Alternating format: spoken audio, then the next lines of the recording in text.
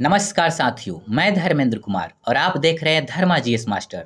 दोस्तों, mains special class में आज हम लोग मौलिक अधिकार को बहुत ही अच्छे तरीके से देखने का प्रयास करेंगे। इससे पहले मेंस स्पेशल क्लास में पॉलिटी का पहला चैप्टर प्रस्तावना को हम लोगों ने देख लिया है। आज हम लोग इस चैप्टर को बहुत ही अच्छे से देखेंगे कि कैसा भी बीपीएससी के अंदर प्रश्न आपका आ जाए मेंस में, आप उसका आंसर बेहतर तरीके से इसके आधार पर आप कर सकते हैं। बट सबसे पहले इस चैप्टर को देखने से पहले हम इसका प्रीवियस ईयर क्वेश्चंस को देख लेंगे कि कैसा पूछा है, और इस आधार पर मैं आपको कुछ संभावित लॉन्ग क्वेश्चन बता दूंगा और कुछ शॉर्ट क्वेश्चन जिस पर आप अभ्यास करेंगे इस नोट्स को, अर्थात इस क्लास को देखने के बाद और नोट्स को पढ़कर। तो चलिए सबसे पहले जल्दबाजी में, मतलब बहुत जल्दी में, इसके प्रीवियस ईयर क्वेश्चंस को हम लोग देख लेते हैं पहले। तो देखिए 39 बीपीएससी से लेकर 70वीं बीपीएससी तक अभी तक फंडामेंटल राइट से लगभग 7 क्वेश्चन उन्होंने पूछा है। तो हमने पहले नोट्स के ऊपर ही आपको लिखकर बता दिया है। उसके बाद इस प्रश्नों का हमने एनालिसिस भी किया है और फिर हमने उनका सोच, मतलब एक पेपर सेट करने वाला किसी टॉपिक से प्रश्न सेट करता है तो उसकी क्या थॉट होती है, हमने लिखकर आपको समझा दिया है। आप इसे पढ़ लीजिएगा। और फिर फंडामेंटल राइट को हम कितने डायमेंशन से करेंगे आज के क्लास में, यह भी हमने आपको ऊपर लिखकर बता दिया है। आप इसे ज़रूर अच्छे से पढ़ लीजिएगा।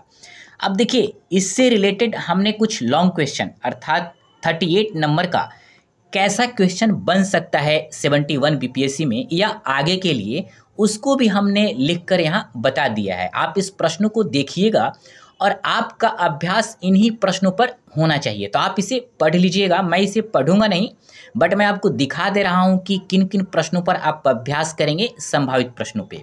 अब देखिए 8 हमने लॉन्ग संभावित प्रश्न बना दिया है और कुछ शॉर्ट क्वेश्चन जो 7 या 8 नंबर के आते हैं उसे भी हमने संभावित तौर पे बना दिए हैं कि मतलब नेक्स्ट, अर्थात 71 में क्या पूछा जा सकता है, क्या इंपॉर्टेंट होगा, इसे भी आप देख लीजिएगा। मैं धीरे धीरे बढ़ा रहा हूँ और आपको जब यह पीडीएफ मिल जाएगा तो आप इसको अच्छे से देखिएगा। सीधा हम लोग आप टॉपिक के ऊपर चलते हैं। तो देखिए आज का जो हमारा टॉपिक है मौलिक अधिकार, अर्थात फंडामेंटल राइट। अब देखिए हम इस नोट्स को ना लगभग 900 से 1000 शब्दों में देखने का प्रयास करेंगे, क्योंकि देखिए आपका लॉन्ग क्वेश्चन 300 से 350 शब्दों में लिखना होता है, जबकि शॉर्ट क्वेश्चन 80 से 90 शब्दों में लिखना होता है। तो आपके पास जितना सीमित में नोट्स होगा उतना ही आप बेहतर कर सकते हैं। तो चलिए शुरू करते हैं। देखिए मौलिक अधिकार, सबसे पहले ना भूमिका को देखेंगे। देखिए भारतीय संविधान की आत्मा और नागरिकों के जीवन की सुरक्षा का मूल आधार है यही मौलिक अधिकार। अब देखिए मौलिक अधिकार को इसलिए संविधान की आत्मा कहा गया है क्योंकि ये नागरिकों को जीवन, स्वतंत्रता और गरिमा से जीने की ना गारंटी प्रदान करते हैं। अर्थात इसके बिना लोकतंत्र केवल एक नाम रह जाएगा। आप बिल्कुल समझते चलिएगा, मैं जैसे समझा रहा हूँ। यह केवल कानूनी प्रावधान नहीं बल्कि भारत के हर नागरिक को यह भरोसा दिलाता है कि उनका जीवन, स्वतंत्रता, समानता और गरिमा किसी भी हाल में ना अक्षुण्ण रहेगी। यह अधिकार सत्ता पर नियंत्रण का काम करते हैं ताकि लोकतंत्र महज प्रणाली नहीं बल्कि अनुभव बन सके। अब देखिए इसका अर्थ क्या है। इसका अधिकार ना केवल किताबों में नहीं है मौलिक अधिकार, बल्कि हर व्यक्ति को ना यह आत्मविश्वास देता है कि कोई भी ताकत उनकी आज़ादी, समान व्यवहार और उनके सम्मान को ना नहीं छीन सकता है। और यही लोकतंत्र का ना एक प्रकार से आधार बिंदु के रूप में काम करता है। मतलब भूमिका को हम लोगों ने देख लिया। अब चलिए इसकी कुछ पृष्ठभूमि को शॉर्ट में देखने का प्रयास करते हैं। तो चलिए देखते हैं। अब देखिए ऐतिहासिक पृष्ठभूमि एवं संविधान में इसका स्थान। तो देखिए भारत में मौलिक अधिकारों की नींव स्वतंत्रता संग्राम के दौरान ही पड़ चुकी थी। नेहरू रिपोर्ट और भारत छोड़ो आंदोलनों जैसे आंदोलनों ने स्वतंत्र भारत के लिए ऐसे अधिकारों की मांग उठाई थी। अब देखिए इसको ऐसे समझिए, स्वतंत्रता से पहले ही ना भारतीय नेताओं को लगा, मतलब उन्होंने ऐसा महसूस किया कि आज़ादी के बाद हर नागरिक को कुछ बुनियादी अधिकार दिया जाना चाहिए, क्यों? क्योंकि ब्रिटिश जैसी सत्ता दोबारा यहाँ पर आकर ना अत्याचार न कर सके, मतलब उनको अपनी अधिकारों के लिए ना स्वतंत्रता प्रदान की जाए। फिर चलिए नेक्स्ट, संविधान सभा ने इसे संविधान के भाग 3 में शामिल कर लोकतांत्रिक भारत को एक नैतिक ढांचा मतलब बना दिया। यह भारत के संविधान को केवल कानूनी दस्तावेज नहीं बल्कि नैतिक व न्यायिक अनुबंध बनाता है। अब देखिए इसको ऐसे समझिए, मौलिक अधिकार ना संविधान को केवल कानूनी की एक सूची नहीं रहने देता, बल्कि आप देखेंगे ना कि यह नागरिकों और सरकार को बीच ना कहीं एक नैतिक और कानूनी समझौता भी बनाता है, जिससे सरकार पर ना एक जिम्मेदारी बनती है कि वह इन अधिकारों की रक्षा कर सके। हम लोगों ने ऐतिहासिक पृष्ठभूमि और संविधान में इसका स्थान इस संदर्भ से भी हम लोगों ने देख लिया। चलिए अब मौलिक अधिकारों की विशेषताओं को हम लोग समझते हैं। प्रश्न यहाँ से बनता है, शॉर्ट या लॉन्ग कुछ भी बन सकता है, तो चलिए समझिएगा आप इसको। देखिए, मौलिक अधिकार भारतीय संविधान की वह व्यवस्था है जो नागरिकों के जीवन, स्वतंत्रता व गरिमा को सबसे ऊंचा स्थान देती है। इन अधिकारों की सबसे बड़ी विशेषता यह है कि ये संविधान के संरक्षण में है और इनका उल्लंघन होने पर सीधे न्यायालय की शरण ली जा सकती है। अब इसको आप ऐसे समझिए, यदि कोई व्यक्ति का मौलिक अधिकार छीना जाए तो वह सीधे सुप्रीम कोर्ट या हाई कोर्ट में जाकर न्याय की मांग कर सकता है। आप देखेंगे अनुच्छेद 32 के माध्यम से आप सुप्रीम कोर्ट में जा सकते हैं, अनुच्छेद 226 के माध्यम से आप उच्च न्यायालय में जा सकते हैं, अर्थात न्यायालय के शरण लेकर अपने अधिकारों को आप पा सकते हैं। फिर इन अधिकारों को इतना अहम माना गया है कि संविधान के अनुच्छेद 13 के अंतर्गत यदि कोई भी कानून इनके विरुद्ध जाता है तो वह स्वतः शून्य हो जाता है। अब देखिए इसका मतलब यह है कि कोई भी कानून चाहे नया हो या पुराना, अगर मौलिक अधिकारों के खिलाफ है तो उस अदालत उसे अमान्य घोषित कर देती है। अब इसकी प्रमुख विशेषताओं को हम लोग पॉइंट वाइज देखने का प्रयास करेंगे, तो चलिए देखते हैं। देखिए पहला पॉइंट, ये अधिकार संविधान प्रदत्त है, न कि किसी संसद द्वारा दिया गया।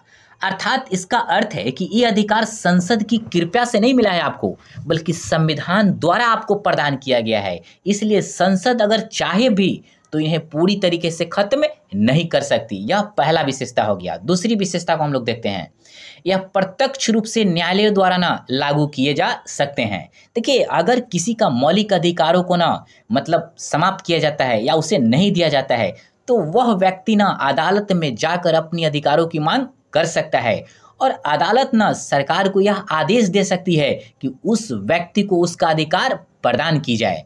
नेक्स्ट विशेषता, इनमें कुछ अधिकार नागरिकों तक सीमित हैं और कुछ सभी व्यक्तियों तक मिलते हैं। देखिए जितने भी हमारा फंडामेंटल राइट है उसमें कुछ अधिकार तो मतलब पूरी तरीके से नागरिकों को मिलता है और कुछ सभी व्यक्तियों को। देखिए व्यक्ति और नागरिक में फर्क होता है, मतलब हम लोग देश के अपना नागरिक हैं, संक्षेप में समझिए, लेकिन कोई विदेशी आएगा तो वह व्यक्ति होता है। तो इसी तरीके से समझिए कि कुछ अधिकार नागरिकों तक सीमित होता है और कुछ सभी व्यक्तियों को मिलता है। जैसे मैं एग्जाम्पल में आपको समझाता हूँ, जैसे भाषाई अधिकार अनुच्छेद 29 और 30 या सांस्कृतिक संरक्षण का अधिकार, यह नागरिकों तक सीमित है, मतलब व्यक्तियों को यह नहीं मिलता, सभी को। अब देखिए सभी व्यक्तियों को मिलने वाला अधिकार, कुछ उदाहरण जैसे कि जीवन का अधिकार अनुच्छेद 21 या समानता का अधिकार अनुच्छेद 14, मतलब यह सभी को अधिकार मतलब प्राप्त है। अब देखिए नेक्स्ट विशेषता, अब देखिए इनमें युक्त प्रतिबंधों की अनुमति है ताकि अधिकारों का दुरुपयोग न हो। इसको थोड़ा समझिए कैसे। अब देखिए कोई भी अधिकार मतलब असीमित नहीं होता है, मतलब मौलिक अधिकार पूरी तरीके से पूर्ण नहीं होते हैं, बल्कि इस पर कुछ सीमाएं भी होती है। जैसे एग्जाम्पल के लिए कोई भी व्यक्ति अपने विचारों को अभिव्यक्त कर सकता है, जरूर कर सकता है, लेकिन देश की सुरक्षा, शांति, मर्यादा के खिलाफ वह अभिव्यक्त नहीं कर सकता है। इससे कहीं ना कहीं आप देखेंगे अधिकारों को संतुलित उपयोग करने के लिए एक प्रकार से सुनिश्चित किया गया है युक्त प्रतिबंधों के माध्यम से। इस बात को ध्यान रखिएगा। नेक्स्ट विशेषता, ये मूल संरचना सिद्धांत के अंतर्गत आते हैं और पूरी तरीके से हटाए नहीं जा सकते हैं। अब इसको आप ऐसे समझिए, सुप्रीम कोर्ट ने कहा है कि मौलिक अधिकार ना संविधान का ना बेसिक स्ट्रक्चर है, अर्थात मूल संरचना। मतलब इसलिए संसद इसे कभी भी पूरी तरीके से ना समाप्त नहीं कर सकती। मतलब देखिएगा, इसमें ना सकारात्मक रूप से संशोधन कर सकती है। अब देखिए, ऐसा भी संशोधन नहीं कर सकती है जिससे ना बेसिक स्ट्रक्चर को नुकसान पहुंचे। मतलब नेगेटिव संशोधन नहीं कर सकती है, सकारात्मक संशोधन जरूर कर सकती है। यह विशेषता आपकी हो गई। अब देखिए, हम लोगों ने विशेषता को देख लिया। अब नेक्स्ट मतलब हम लोग पॉइंट ऑफ व्यू से इसको देखेंगे कि भाग 3 व अनुच्छेदों का सारांश। देखिए, इस तरीके से तो आएगा नहीं, लेकिन आप इसे समझना बहुत जरूरी है, क्योंकि जब आंसर लिखने में, जब प्रश्न में विविधता होगा तो ऐसे बातों को जानना बहुत जरूरी है आपके लिए। तो देखिए, संविधान का भाग 3 जैसे अनुच्छेद 12 से 35 मतलब भारतीय नागरिकों को मौलिक अधिकारों का विस्तृत विवरण प्रस्तुत करता है। यह भाग संविधान का ऐसा अंश है जिसे भारतीय बिल ऑफ राइट्स कहा जा सकता है। अब देखिए, इसको ऐसे समझिए, जैसे अमेरिका में बिल ऑफ राइट्स है ना, वैसे ही भारत में संविधान का जो भाग 3 है मौलिक अधिकारों को ना कहीं गारंटी देने का काम करता है। और ये अधिकार ना नागरिकों को स्वतंत्र, समान और गरिमामय जीवन जीने का ना एक प्रकार से सुरक्षा कवच के रूप में काम करता है। इसीलिए बिल ऑफ राइट्स इसको कहा जा सकता है। नेक्स्ट पॉइंट, अनुच्छेद 12, इसको समझते हैं हम लोग। राज्य की परिभाषा। देखिए, इसमें सरकार, संसद, राज्य विधानसभा, लोक प्राधिकरण और सरकारी सहायता प्राप्त निकाय शामिल है। अब इसको ऐसे समझिए, इस अनुच्छेद के अनुसार राज्य में केंद्र सरकार, राज्य सरकार, संसद, राज्य विधानसभाएं, नगर निगम, पंचायतें और जितना भी सरकारी सहायता पाने वाला संस्थान है ना, वो सभी शामिल है। अर्थात ये सभी मौलिक अधिकारों के उल्लंघन होने के लिए ना एक प्रकार से जिम्मेदार हो सकते हैं, अर्थात आप इनको जिम्मेदार ठहरा सकते हैं। अनुच्छेद 13। अब देखिए, किसी भी कानून को शून्य घोषित करने की शक्ति मौलिक अधिकारों के विरुद्ध हो। मतलब कहने का मतलब है, कोई अगर कानून मौलिक अधिकारों के अगेंस्ट है तो उसे शून्य घोषित किया जा सकता है। यदि कोई भी कानून मौलिक अधिकारों के विरुद्ध जाता है, दूसरे शब्दों में, तो संविधान के अनुच्छेद 13 के तहत उसे शून्य घोषित किया जा सकता है। अर्थात यह नागरिकों के अधिकारों को कहीं ना कहीं सुरक्षा का कानूनी हथियार देने का काम करता है। चलिए हम लोग देखते हैं मतलब अनुच्छेदों को। अब देखिए, यहाँ पर हम लोग शॉर्ट में देख लेंगे, आगे हम लोग इसको विस्तार से भी देखेंगे, बट यहाँ शॉर्ट में देख लीजिए। अनुच्छेद 14 से 18 समानता का अधिकार, अनुच्छेद 19 से 22 स्वतंत्रता का अधिकार, अनुच्छेद 23 से 24 शोषण के विरुद्ध अधिकार, अनुच्छेद 25 से 28 धार्मिक स्वतंत्रता का अधिकार, अनुच्छेद 29 से 30 सांस्कृतिक और शैक्षिक अधिकार, अनुच्छेद 32 संवैधानिक उपचारों का अधिकार। अब देखिए, इसको हम लोग विस्तार से आगे अभी तुरंत देखेंगे, तो यहाँ व्याख्या करना कोई जरूरी नहीं है। देखिए, बट एक लाइन, यह संरचना दर्शाती है कि हर पक्ष समानता, स्वतंत्रता, संस्कृति, धर्म और संरक्षण संविधान के मूल में है। अब इसको हम लोग विस्तार से देखते हैं अभी यहाँ पे। देखिए, प्रमुख अधिकारों की व्याख्या। अब देखिए, समानता का अधिकार अनुच्छेद 14 से 18, इसको पीटी में भी पूछ सकता है। इसको आप ऐसे समझिए, सभी नागरिकों को कानून के समक्ष बराबरी का अधिकार प्राप्त है। जाति, धर्म, लिंग, जन्म स्थान के आधार पर कोई भी भेदभाव नहीं किया जा सकता है। अर्थात आप देखेंगे कि यह अधिकार कहता है कि सभी नागरिक कानून के सामने ना समान हैं, चाहे वह किसी भी जाति का हो, चाहे वह किसी भी धर्म का हो, चाहे वह कोई भी लिंग का हो या कहीं भी उसका जन्म स्थान हो। इस आधार पर ना आप उसके साथ भेदभाव नहीं कर सकते। मतलब यह कहीं ना कहीं समाज में ना बराबरी का नींव रखने का काम करता है। अब देखिए, अनुच्छेद 17 छुआछूत का उल्लंघन करता है। यह एक सामाजिक क्रांति की ना शुरुआत थी। अर्थात आप देखेंगे कि अनुच्छेद 17 भारत से छुआछूत को गैर कानूनी ठहराने का काम करता है। और यह केवल कानूनी बदलाव नहीं है, बल्कि एक ना सामाजिक क्रांति के रूप में है, जिसने हजारों साल की ना भेदभावपूर्ण परंपराओं को ना चुनौती देने का काम किया। इस चीज को समझ गए होंगे। अब चलिए नेक्स्ट देखते हैं स्वतंत्रता के अधिकार को। अब देखिए, स्वतंत्रता का अधिकार अनुच्छेद 19 से 22 व्यक्ति को विचार, अभिव्यक्ति, संगठन, आवागमन, व्यवसाय आदि की स्वतंत्रता है। अनुच्छेद 21 प्रत्येक नागरिक को जीवन और व्यक्तिगत स्वतंत्रता की गारंटी देने का काम करता है। अब इसको आप ऐसे समझिए, नागरिकों को बोलने, सोचने, कोई भी संगठन बनाने, यात्रा करने और अपनी पसंद का काम करने का ना पूरी तरीके से आज़ादी दी गई है। अब देखिए, लेकिन यह स्वतंत्रता तो दी गई है, लेकिन कहीं ना कहीं यह स्वतंत्रता अनुशासन और कानून के दायरे में होती है। क्यों? क्योंकि समाज में ना शांति बना रहे या शांति स्थापित रहे। अब देखिए, अनुच्छेद 21 की जहाँ तक बात है, तो देखिए ना, अनुच्छेद 21 ना सबसे व्यापक अधिकार है जो हर नागरिक को ना, आप देखेंगे, गरिमापूर्ण जीवन जीने की ना एक प्रकार से गारंटी देने का काम करता है। आप देखेंगे इसमें शिक्षा को ले लीजिए, स्वास्थ्य को ले लीजिए, स्वच्छ पर्यावरण को ले लीजिए, निजता को ले लीजिए, इन तमाम सुरक्षा जैसी बातें भी ना शामिल है। आप देखेंगे सुप्रीम कोर्ट ना समय समय पर ना इसकी विस्तार, मतलब इसको ना व्यापक रूप से ना विस्तार करते जा रहा है। मतलब बहुत व्यापक रूप में ना सुप्रीम कोर्ट इसकी व्याख्या करने का काम किया है, और आगे भी यह अधिकार ना अनुच्छेद 21 बढ़ता जा रहा है। इस चीज को समझिएगा। नेक्स्ट हम देखेंगे शोषण के विरुद्ध अधिकार, अनुच्छेद 23 से 24। अब देखिए, मानव तस्करी, बंधुआ मजदूरी और बाल श्रम पर ना रोक लगाई गई है। इसको आप ऐसे समझिए, देखिए, कोई भी ऐसा काम जो गैर कानूनी हो, जैसे यह अधिकार क्या प्रदान करता है, जैसे मानव तस्करी, जबरन मजदूरी, जैसे जबरन मजदूरी मतलब बंधुआ श्रम, जैसे बच्चों से काम करना, मतलब कोई भी ऐसा अमानवीय कार्य पर ना यह रोक लगाने का काम करता है। क्यों? क्योंकि इसका उद्देश्य है कोई भी व्यक्ति मजबूरी में या किसी के लालच में पड़कर, मतलब कोई उसका ना शोषण न करे, चाहे वह किसी के शोषण का शिकार न बने। नेक्स्ट पॉइंट, धार्मिक स्वतंत्रता, अनुच्छेद 25 से 28। मानव धर्मनिरपेक्ष राष्ट्र है। हर नागरिक को अपने धर्म का पालन, प्रचार और प्रचार प्रसार की आज़ादी है। अब देखिए, भारत ना एक धर्मनिरपेक्ष राष्ट्र है, आप बखूबी जानते होंगे। मतलब 42वें संविधान संशोधन के तहत आप देखेंगे पंथ निरपेक्षा शब्द को जोड़ा गया था। अब देखिए, जहां हर व्यक्ति को ना अपने धर्म को मानने के लिए, उसका पालन करने के लिए, उसका सही तरीके से प्रचार करने के लिए कहीं ना कहीं पूरी तरीके से स्वतंत्रता प्राप्त है। आप देखेंगे साथ ही कोई भी व्यक्ति अपने धर्म के कारण शिक्षा या रोजगार से ना वंचित नहीं किया जा सकता। अर्थात इनके आधार पे ना आप उनके साथ भेदभाव नहीं कर सकते हैं, चाहे शिक्षा का फील्ड में, चाहे रोजगार के फील्ड में, मतलब उसे वंचित आप नहीं कर सकते हैं।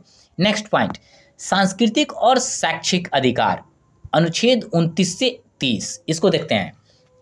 अल्पसंख्यकों को अपनी संस्कृति, भाषा और धर्म आधारित शिक्षण संस्थाएं चलाने का अधिकार है।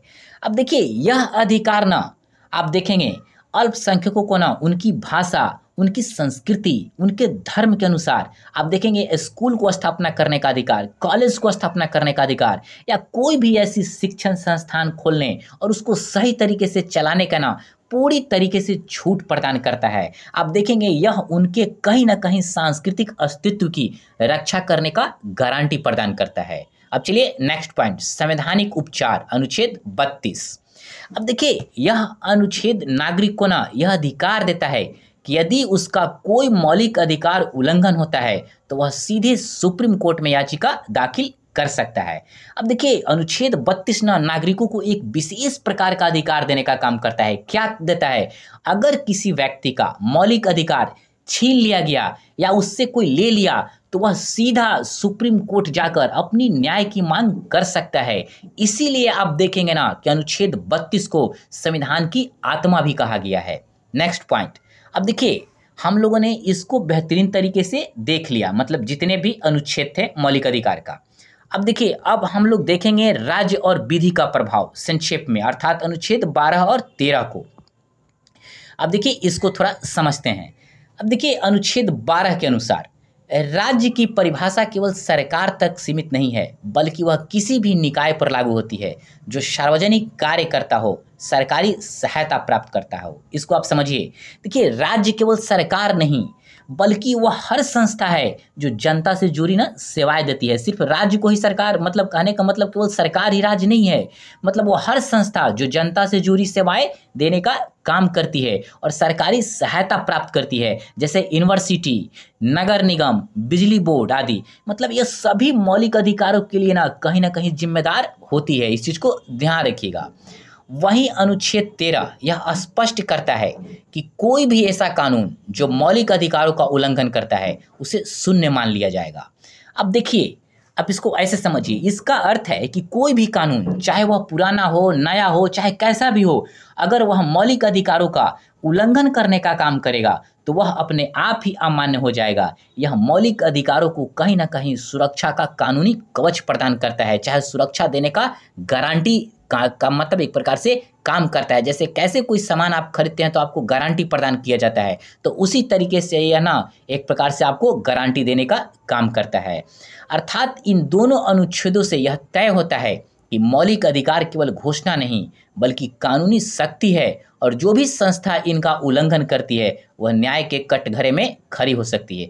अर्थात आप देखेंगे ना, इनके माध्यम से ना अगर कोई किसी का मौलिक अधिकारों को उल्लंघन करता है तो उस आधार पे आप ना अपने लिए न्यायिक ना एक प्रकार से न्याय मांग सकते हैं, और इसके लिए संविधान ने आपको विशेष मतलब ना शक्ति प्रदान की है। अनुच्छेद 32 के माध्यम से या अनुच्छेद 226 के माध्यम से आप ना उसको कटघरे में खड़ा कर कर अपना न्याय ले सकते हैं। नेक्स्ट डायमेंशन से हम लोग देखेंगे अनुच्छेद 32 मौलिक अधिकारों की आत्मा कैसे। अब देखिए, इस पर ना शॉर्ट क्वेश्चन डायरेक्ट आ सकता है, मतलब इस बार 70वीं बीपीएससी में आया भी था, इस चीज़ को ध्यान रखिएगा। तो इसको हम लोग थोड़ा देखते हैं। चलिए अब देखिए, हम लोग देखेंगे कि अनुच्छेद 32 ना संविधान का वह अनुच्छेद है जो नागरिकों को अपने मौलिक अधिकारों का उल्लंघन पर सीधे सर्वोच्च न्यायालय में याचिका दायर करने का अधिकार प्रदान करता है। अब देखिए, इसको ना आप ऐसे समझिए, यह अनुच्छेद नागरिकों को ना यह शक्ति प्रदान करता है, चाहे यह पावर देता है उसको कि वे अपने मौलिक अधिकारों के रक्षा के लिए सीधे सुप्रीम कोर्ट में ना जा सकता है। अब देखेंगे इसके तहत ना विभिन्न प्रकार के रीट के माध्यम से आप अपने मतलब न्याय को ना पा सकते हैं। रीट को हम लोग आगे देखेंगे। अब देखिए next point, doctor Bhimrao Ambedkar का कथन। अब देखिए, अनुच्छेद 32 न केवल मौलिक अधिकारों की रक्षा करता है बल्कि यह संविधान की ना आत्मा है। यदि यह नहीं होता तो शेष भाग व्यर्थ होते हैं। अब देखिए, इस चीज़ को ना आप ऐसे समझिए, क्यों मतलब ऐसा कहा गया है। देखिए, डॉक्टर अंबेडकर ना इसे संविधान की आत्मा कहा था। क्यों?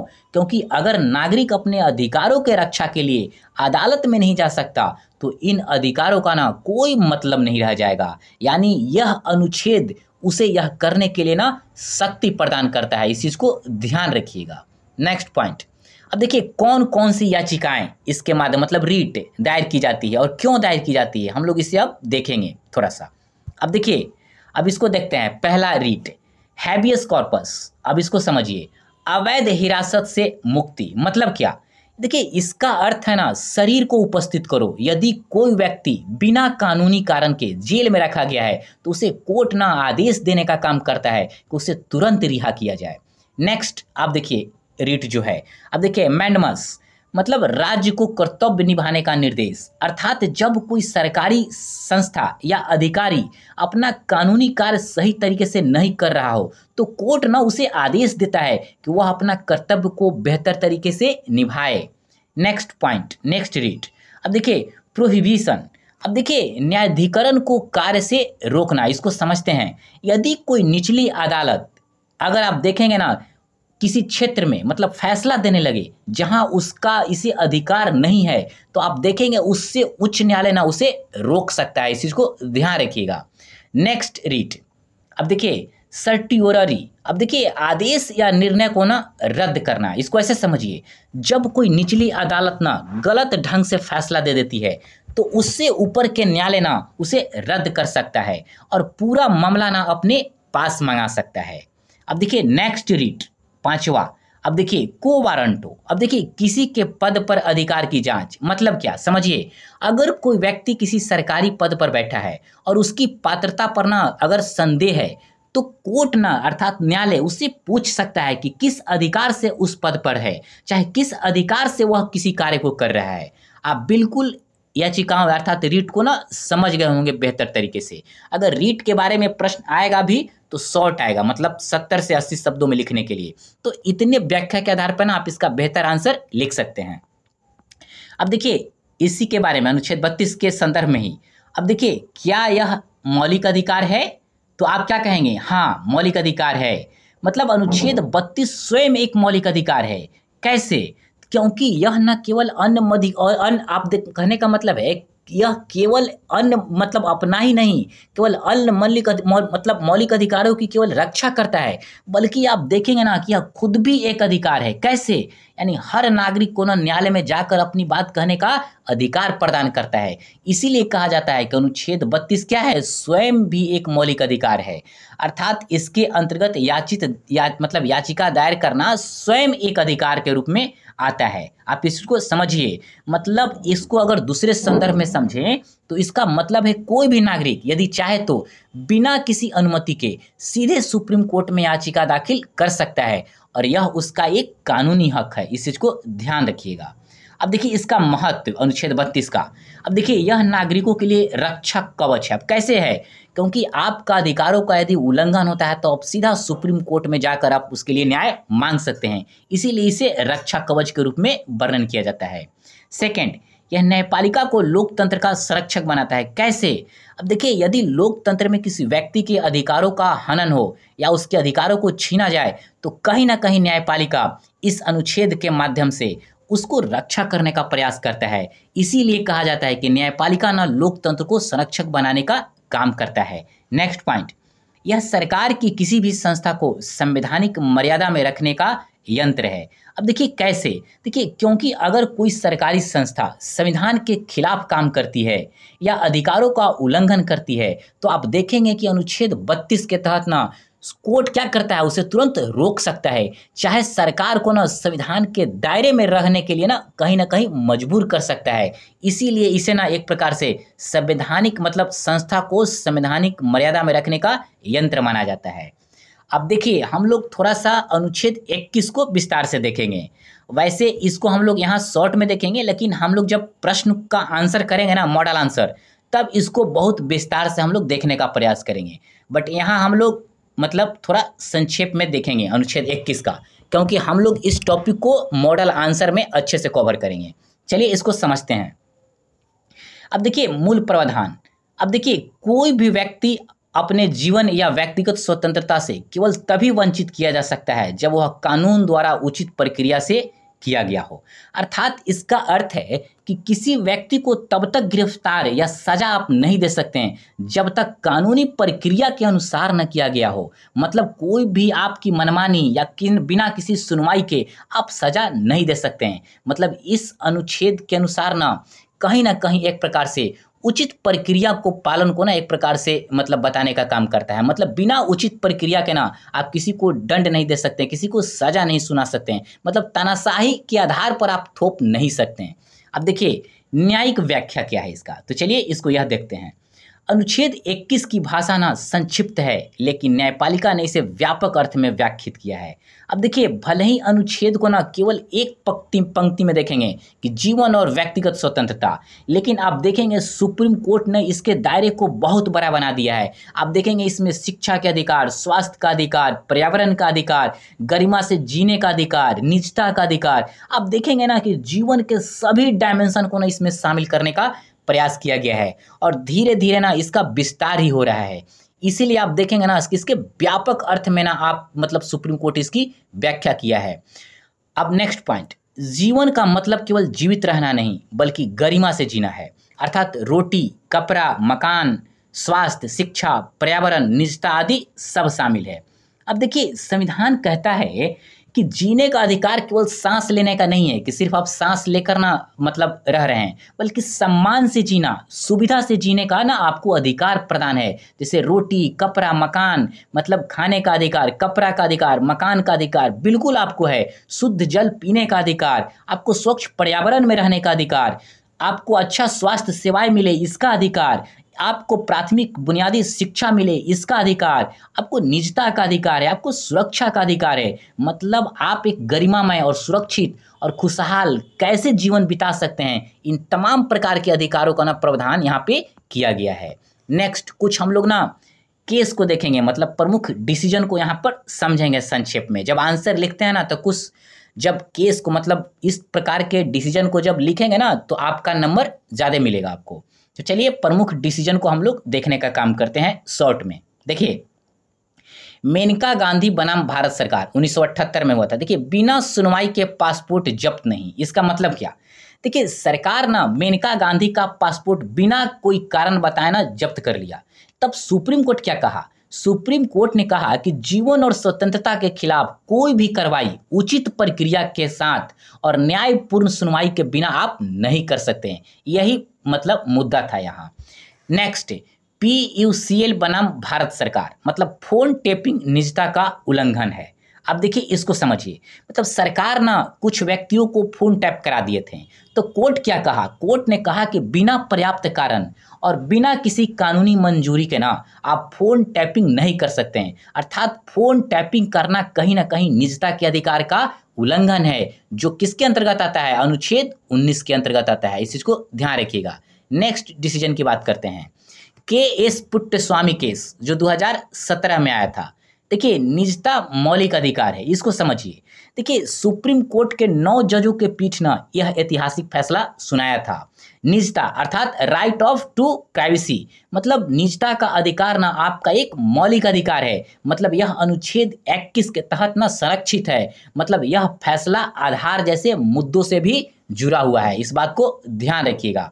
नेक्स्ट निर्णय, ओल्गा टेलिस केस 1985। अब देखिए यहाँ पर क्या डिसीजन आया था कि फुटपाथ पर रहने वाले को भी जीवन का अधिकार।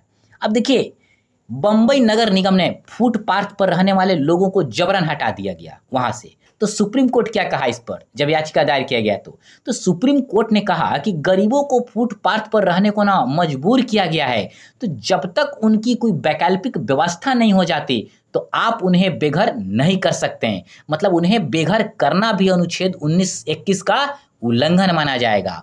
आप इसके लिए कोई वैकल्पिक व्यवस्था कीजिए, तब तक वह रह सकते हैं। मतलब उनका यह अधिकार है, क्योंकि किसी को भी ना आप बेघर नहीं कर सकते हैं। यह केस मतलब डिसीजन इसी मुद्दे से जुड़ा हुआ था। आंसर लिखते समय जहां जरूरत हो ना तो इस प्रकार के ना निर्णय को आप शामिल कीजिए, इससे आपका नंबर ना बेहतर मिलेगा।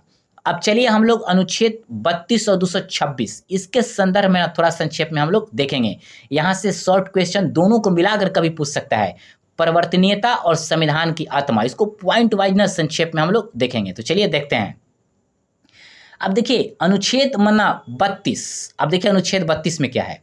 अब देखिए सुप्रीम कोर्ट के समक्ष मौलिक अधिकार के उल्लंघन पर याचिका, इसको हम लोग पहले भी देख लिए हैं, फिर एक बार देख लेते हैं।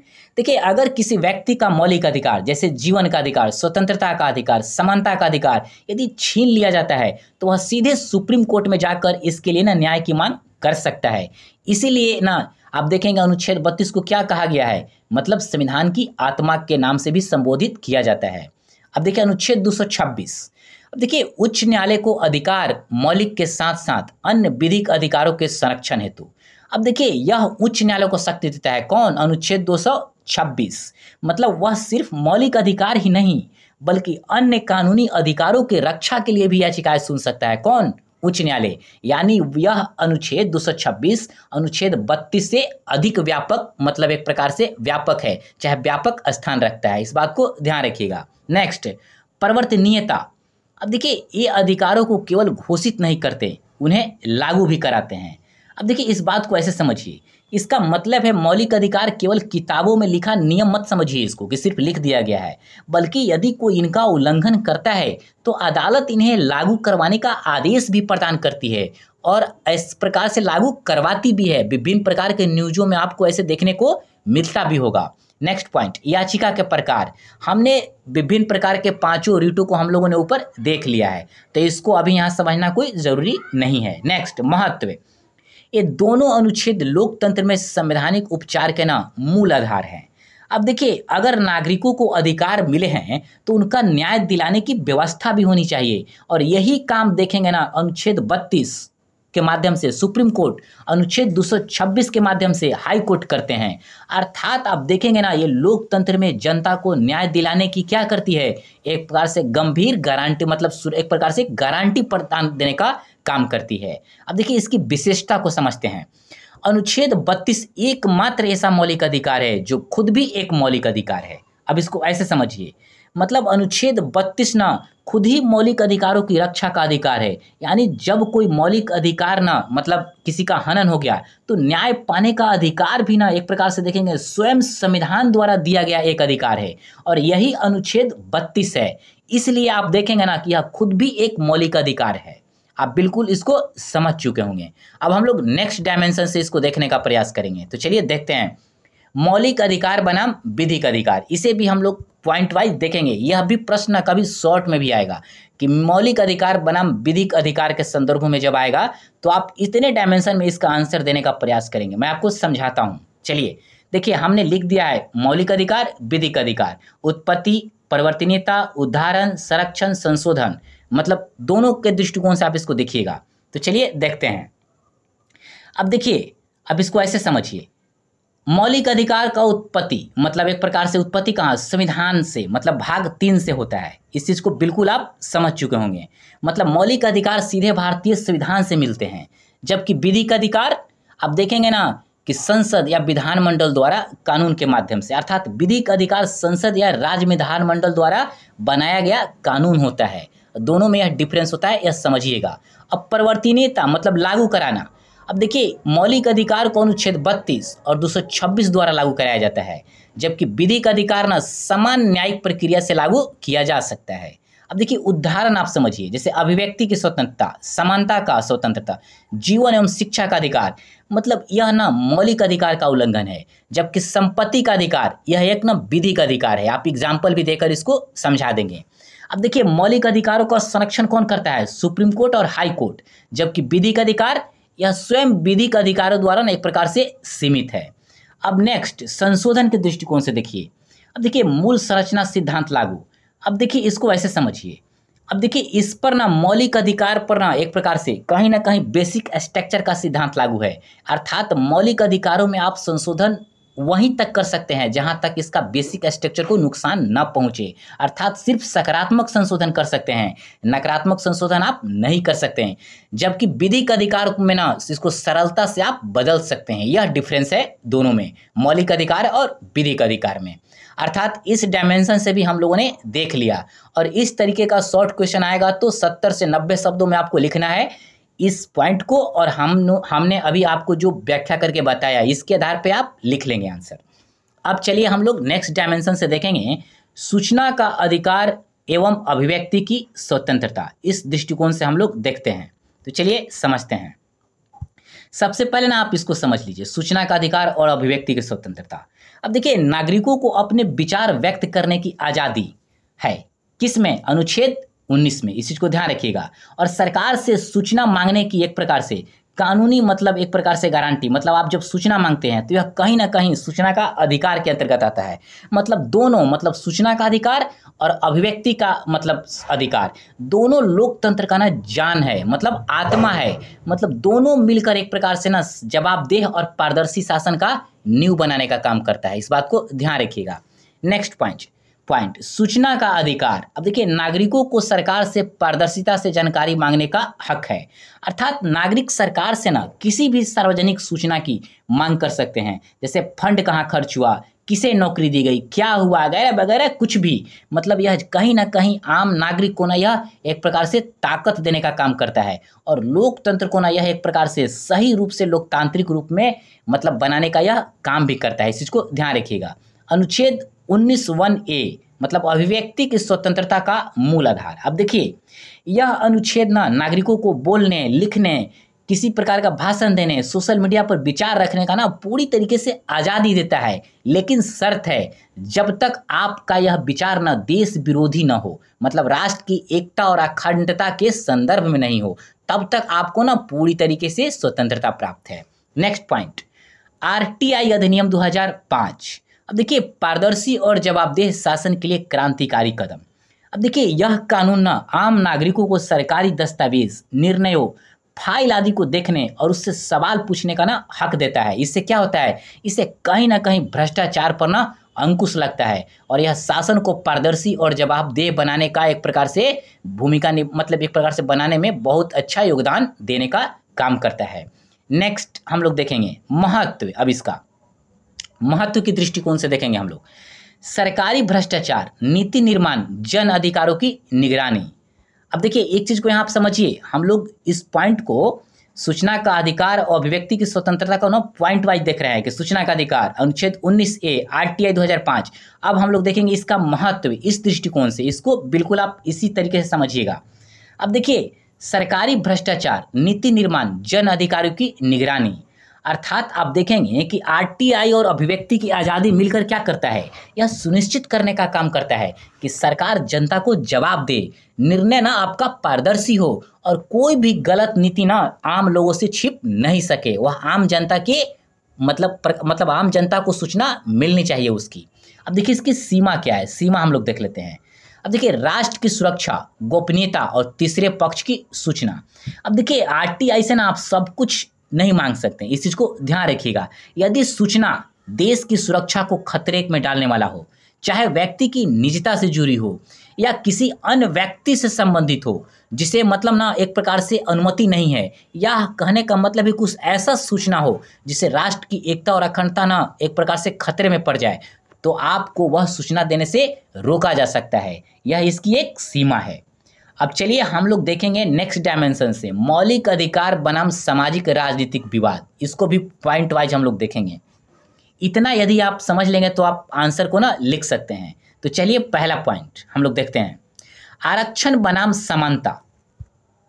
अब देखिए इसको ऐसे समझिए, संविधान के अनुच्छेद 14 मतलब संविधान के अनुच्छेद 15(4) और 16(4) के अनुसार यह सकारात्मक भेदभाव है। अब इसको ऐसे समझिए, समानता आप देखेंगे ना, भेदभाव को क्या माना जाता है, अनुचित माना जाता है। लेकिन आप देखेंगे कि संविधान ने कमजोर वर्गों के ना उत्थान के लिए, मतलब उन्हें आगे बढ़ाने के लिए आरक्षण का ना एक प्रकार से अनुमति दी है। मतलब आप देखेंगे अनुच्छेद 15(4) में शिक्षा में और अनुच्छेद 16(4) में आप देखेंगे नौकरियों में पिछड़ों को आरक्षण देकर ना कहीं उन्हें बराबरी तक लाने का कोशिश करने का प्रावधान किया गया है। मतलब यह सकारात्मक भेदभाव है। मतलब सकारात्मक भेदभाव कहीं ना कहीं समानता लाने का ना एक प्रकार से उपाय माना जाता है। इस चीज को ध्यान रखिएगा। नेक्स्ट पॉइंट, वोट बैंक की राजनीति। अब देखिए वास्तविक सामाजिक न्याय से अधिक राजनीतिक लाभ का माध्यम। अब देखिए कैसे, देखिए आप देखते होंगे कि कई बार ना आरक्षण जैसी योजनाएं सामाजिक सुधार की बजाय आप देखेंगे चुनाव जीतने के लिए आप देखेंगे जाति और समुदायों को मतलब एक प्रकार से अपने तरफ अट्रैक्ट करने के लिए चलाई जाती है। कहा जाता है कि हमें आप जिताइए तो हम आपको भी आरक्षण प्रदान करेंगे। इस प्रकार से देखेंगे ना बहुत सारे आंदोलन देश में ना चलाए जाते हैं। तो कहीं ना कहीं सामाजिक सुधार के बजाय मतलब चुनाव को जीतने के लिए मतलब अपने लाभों के लिए भी इसका प्रयोग करने का प्रयास किया जाता है। नेक्स्ट, मीडिया की स्वतंत्रता। अब देखिए लोकतंत्र का चौथा स्तंभ परंतु कभी कभी ट्रायल बाय मीडिया बन जाता है। अब इसको ऐसे समझिए, देखिए मीडिया को ना संविधान ने बोलने और लिखने की स्वतंत्रता दी है। किस अनुच्छेद के माध्यम से, अनुच्छेद 19 के माध्यम से। ऐसे मतलब प्रत्यक्ष रूप से इसका वर्णन नहीं है, लेकिन अनुच्छेद 19 के माध्यम से ही इसको ना यह स्वतंत्रता प्राप्त है। इस बात को आप बिल्कुल समझिएगा। लेकिन आप देखते होंगे कि परंतु कई बार बिना किसी न्यायिक निर्णय के मीडिया किसी भी व्यक्ति को दोषी या निर्दोष घोषित कर देता है। इसे क्या बोलते हैं, ट्रायल बाय मीडिया कहते हैं, जो न्याय प्रक्रिया को कहीं ना कहीं प्रभावित करने का काम करता है। नेक्स्ट पॉइंट, धार्मिक स्वतंत्रता और विवाद। अब देखेंगे अनुच्छेद 25-28 में ना गारंटी है परंतु सांप्रदायिकता और कट्टरता की चुनौती। अब इसको ऐसे समझिए, संविधान हर व्यक्ति को अपने धर्म को मानने, प्रचार करने और पालन करने की ना पूरी तरीके से आज़ादी देता है। लेकिन जब यह स्वतंत्रता कट्टरता में, नफरत में या सांप्रदायिक हिंसा का रूप मतलब धारण कर लेती है, चाहे हिंसा का रूप ले लेती है, तब कहीं ना कहीं सामाजिक ना जो सौहार्द है उसको ना बिगाड़ने का काम करती है। और सामाजिक सौहार्द और कानून दोनों के सामने ना एक प्रकार से चुनौती पेश करने का काम करती है। इस चीज को बिल्कुल समझिएगा। न्यायपालिका की भूमिका। नेक्स्ट पॉइंट, संतुलन बनाने का प्रयास। अब देखिए इसको ऐसे समझिए, कोर्ट यह देखती है ना कि मौलिक अधिकारों का दुरुपयोग बिल्कुल नहीं होना चाहिए और सबको बराबर न्याय मिले। अर्थात न्यायपालिका कभी आरक्षण की सीमा तय करती है तो कभी क्या करती है, कभी अभिव्यक्ति, कभी धार्मिक स्वतंत्रताओं की सीमा को स्पष्ट करने का काम करती है। क्यों? क्योंकि संविधान का संतुलन बिल्कुल बना रहे, कहीं से भी असंतुलित न हो। अब नेक्स्ट पॉइंट से मतलब डायमेंशन से हम लोग देखेंगे न्यायपालिका की भूमिका और प्रमुख केस ला। इसको भी पॉइंट वाइज हम लोग संक्षेप में देखेंगे। ये आपके आंसर राइटिंग में ना बहुत काम आएगा। तो चलिए इस डायमेंशन से भी इसको हम लोग देखने का प्रयास करते हैं। अब देखिए पहला पॉइंट हम लोग देंगे संविधान की संरक्षक संस्था मतलब सुप्रीम कोर्ट और हाई कोर्ट। अब देखिए इसको थोड़ा समझ लीजिए।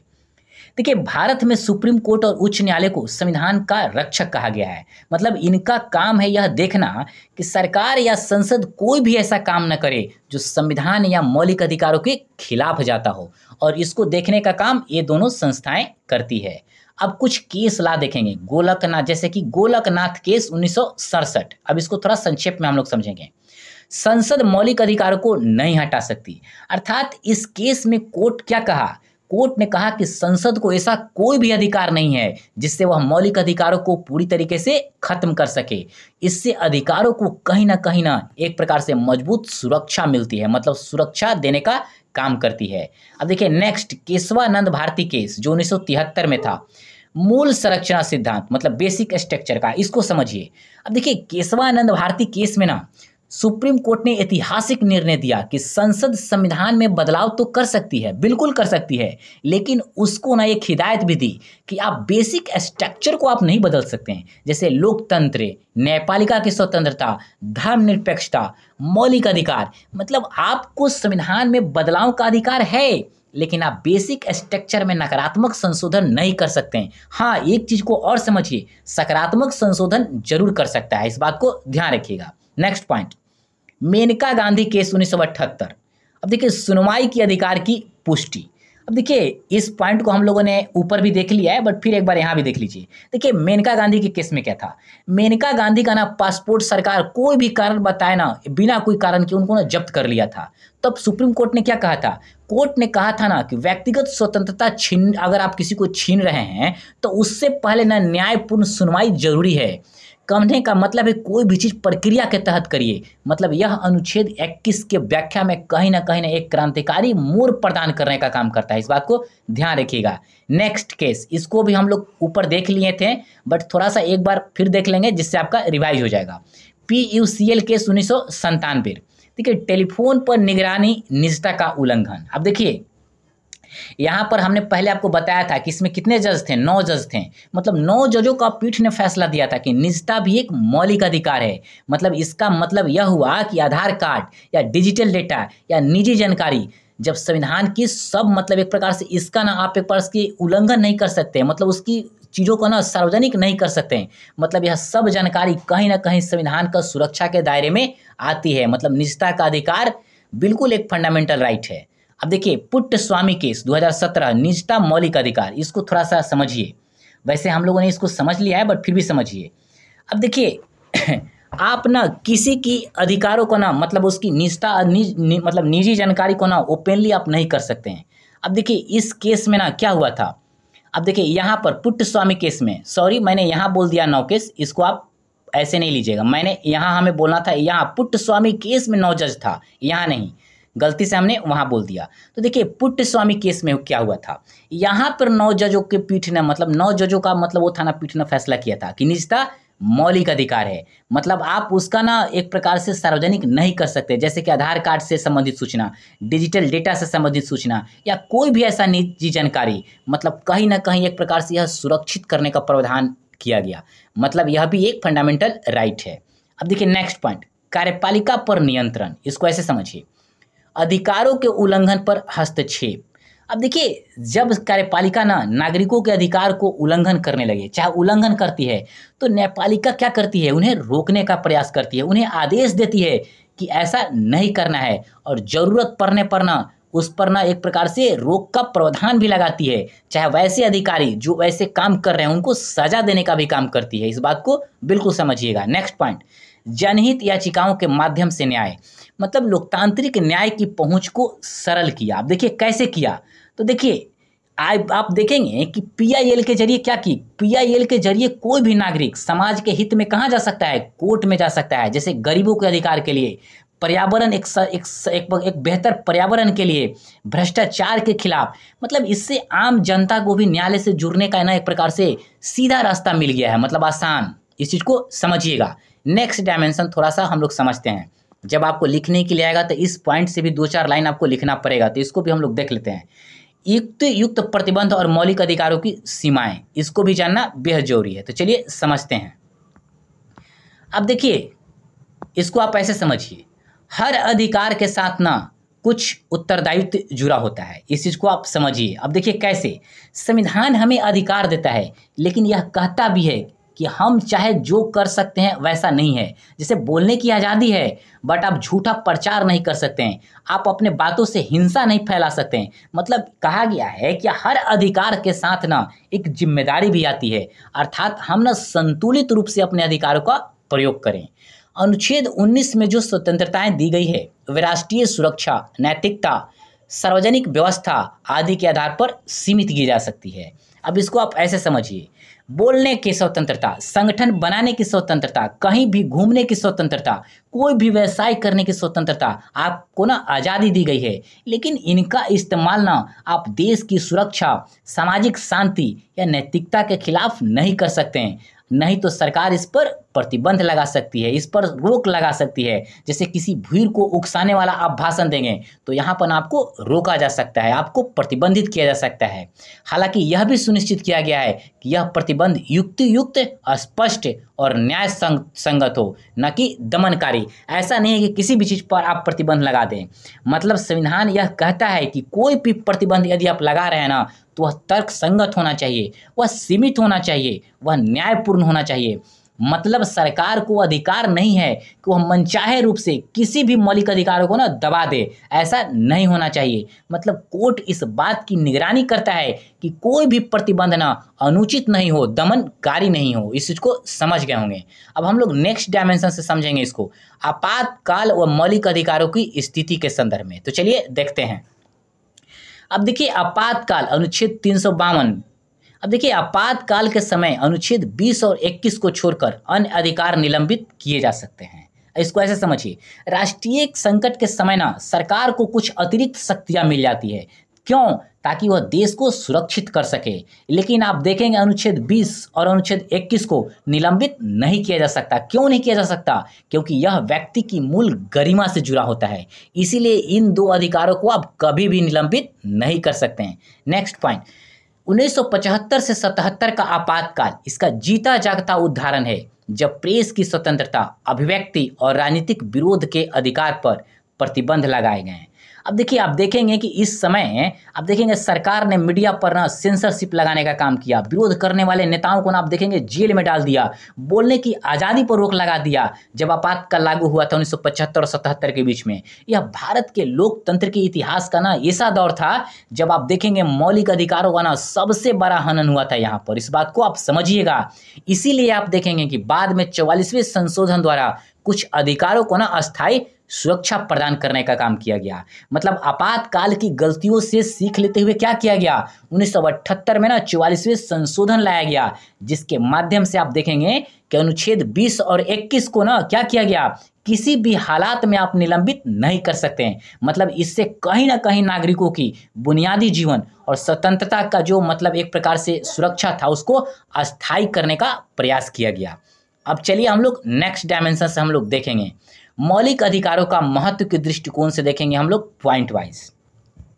देखिए हमने सारे डायमेंशन से कराने का प्रयास किया है कि प्रश्न चाहे किसी भी तरीके से पूछे आप उसका आंसर लिख सकते हैं।